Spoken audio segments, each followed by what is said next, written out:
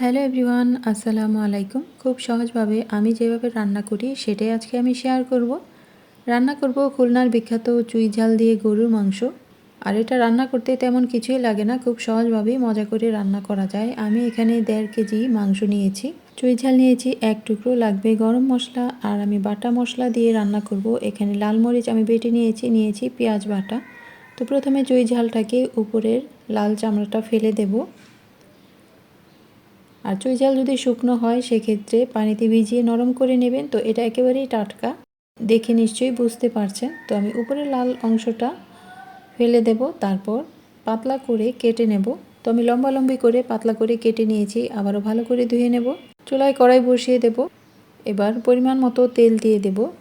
খুলনার চুইঝাল মাংসটা যেভাবে রান্না করে আমি সেভাবেই রান্না করার চেষ্টা করেছি। তো দিয়ে দিলাম গরম মশলাগুলো, এলাচ, দারচিনি, তেজপাতা আর লবঙ্গ।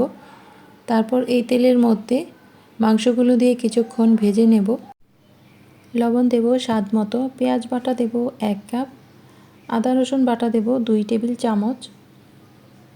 আমি লাল মরিচের গুঁড়া না দিয়ে শুকনা লাল মরিচ বেটে এখানে দিয়ে দিলাম 3 টেবিল চামচ। ধনিয়া গুঁড়া দেব 1 টেবিল চামচ, হলুদের গুঁড়া দেব 1 টেবিল চামচ।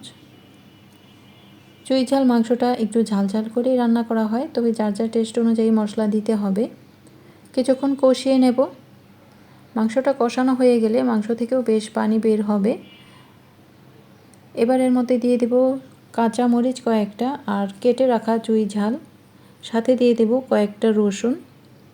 রসুনের উপরের চামড়াটা হালকা ফেলে দিয়ে তারপর আমি ভালো করে ধুয়ে এখানে দিয়ে দিয়েছি। টালা জিরা গুঁড়া দিয়ে দিলাম 1 টেবিল চামচ, গরম মশলা গুঁড়া দিলাম 1 চা চামচ। রসুন থেকে খুব সুন্দর ফ্লেভার বের হবে, মাংসটা আরও বেশি টেস্টি হবে। আর চুইঝাল রান্না করার সময় এরকম আস্ত রসুন দিয়ে থাকে, তাই আমিও দিয়ে দিলাম। মাংসটা সেদ্ধ হওয়ার জন্য 2 কাপ পানি দিয়েছি। এবার চুলার জালটা একটু কমিয়ে রেখে মাংস জাল করে সেদ্ধ করে নেব।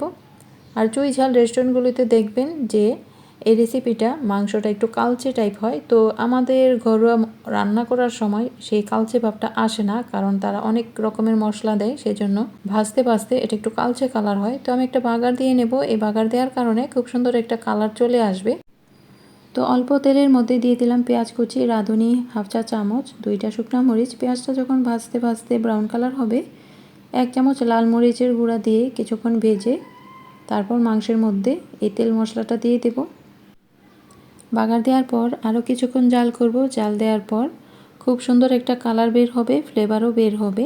ঝোলটা আরও একটু মাখা মাখা হলে তারপর আমি চুলাটা অফ করে দেব।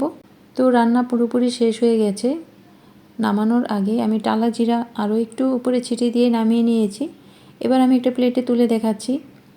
এটার কালারটা যেমন সুন্দর হয়েছে, ফ্লেভারটাও তেমন সুন্দর হয়েছে। আর চুইঝাল দিয়ে গরুর মাংস এভাবে যদি ভালো লাগে রান্না করে দেখতে পারেন, খুবই সহজভাবে।